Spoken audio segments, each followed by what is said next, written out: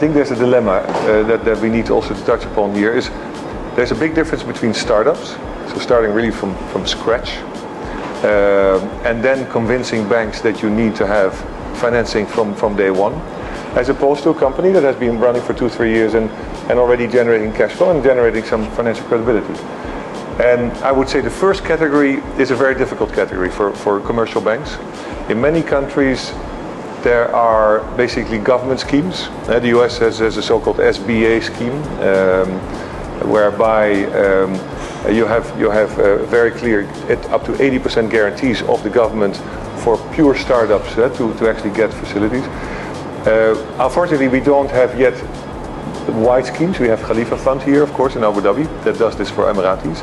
I think for expats there's not yet really something in place. It's something that we need to think about.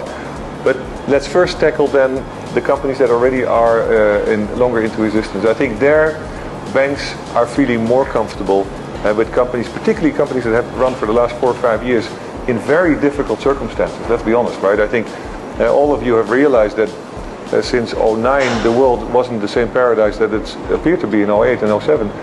And companies have come through that difficult period in a decent way. It's much easier for us as commercial bank of Dubai to engage with you and also to talk about credit. So I think the whole credit cycle in itself helps us to talk about that in a more engaging way. Second, I think the kind of services that we would like to develop are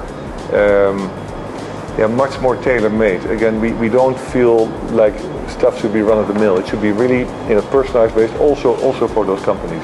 Now, I'll give an example.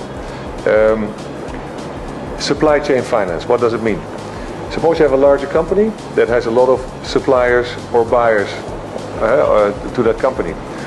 Since we know that large company, because they have been banking with us for a long period of time, it's very easy for us to move to the smaller suppliers or the smaller buyers of those companies and finance them based on the same cash flow cycle. These are things that they require a little bit of ingenuity from the bank and a little bit of trouble, but it just means that it's so much easier for those smaller companies that have those larger companies as an interaction for us to make sure that we can provide finance based on that. So that's what we call supply chain finance. It's not done here. It's done in many other countries. My previous employer did it in Brazil in a big way, and it really supports particularly medium-sized companies in a very substantial way. Yeah.